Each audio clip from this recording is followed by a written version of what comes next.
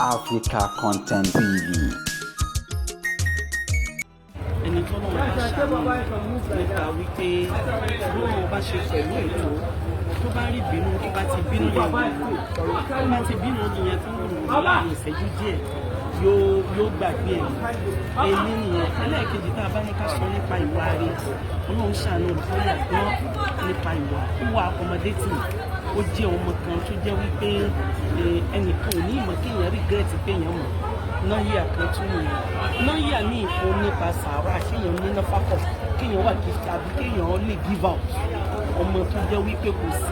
kò sí rúbànújẹ́ tí èèyàn lè bá dọ́dọ̀ Rukayat wà láì ní abinú jáde. It's like gbogbo ìgbésí ayé ọmọ yẹn àfi bí Ìgbòho bóyá ó ti mọ̀ yìí kó òun ní pẹ́ ni ìwà rẹ̀ so die extraordinarily débi pé ẹ̀dá rẹ̀ ti dáa jù. Ọ̀rọ̀ ẹ̀dá bí ọ̀rọ̀ àwọn àgbàlagbà tí wọ́n ní ibi tó tọ́ tí wọ́n ní kì í pẹ́ níbo ni because ikú rẹ̀ ó so mi believe ara mi bí mo ṣe gbọ́ kò sẹ́ni tí wà destabilize what exactly happened but Ọlọ́run náà ni àwọn àgbàlagbà wọ́n ní àlùmọ́ọ̀tù yá àti ìbọ̀tẹ́tẹ̀ òjijì ní kú máa ń dé kò dẹ̀ sí nǹkan kan tẹ́nikẹ́ni fẹ́ ṣe sí bí kú báyìí ti dé kò sí kú mo ní program kò sí mo lóde kò sí mi tí ì ṣetán Ọlọ́run kó jọ̀wọ́ kó dákun kó bá wa gbà lẹ́rú Ọlọ́run bá a ṣe lọ́mọ àlùbáríkà lálùkìyámà Ọlọ́run bá a ṣe lẹ́ni tí ó rí ìkẹ́ Ọlọ́run ní àlùkìyámà.